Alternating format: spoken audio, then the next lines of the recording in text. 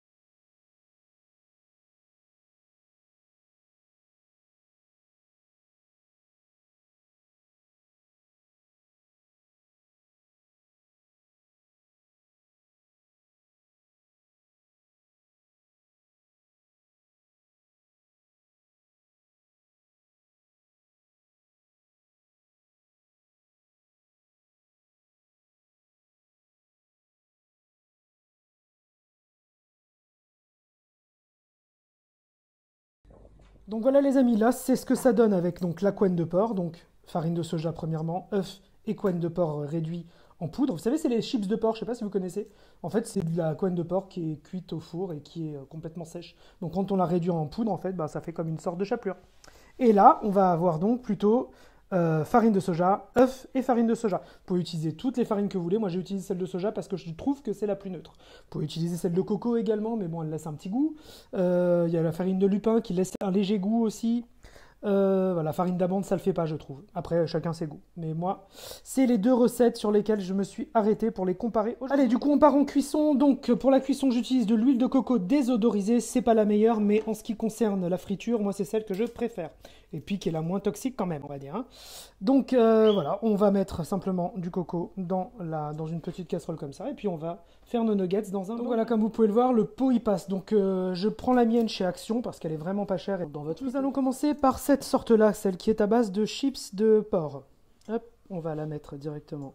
Hop, comme ça. On se retrouve donc après les cuissons, comme ça je vous montre ce que ça fait. Donc voilà, là je suis à mi-cuisson des petits baigneurs. Voilà, je les ai retournés.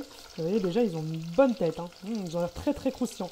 L'huile de coco, l'avantage c'est que ça fait beaucoup croustiller vos fritures.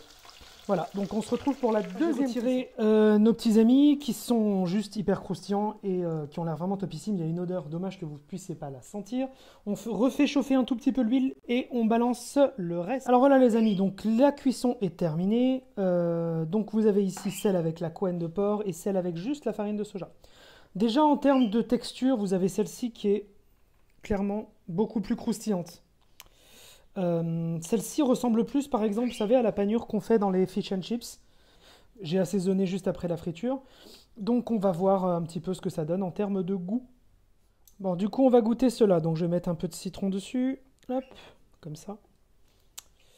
Et on va voir ce que ça donne. Je pense que vous entendez la croustillance. Mmh. Trop bon. Alors, la croustillance est là, on a le goût du poulet, le goût du citron évidemment, le goût salé. Léger, on a le goût de la, comment dire, de la couenne de porc, ce qui est normal, c'est à la couenne de porc, mais c'est hyper bon. C'est-à-dire que vous allez avoir un côté un peu la peau du poulet rôti, vous voyez, ce genre de note-là. On va goûter le deuxième. Donc je mets un peu de citron sur celui-là, pas sur tout, hop, et puis on va goûter.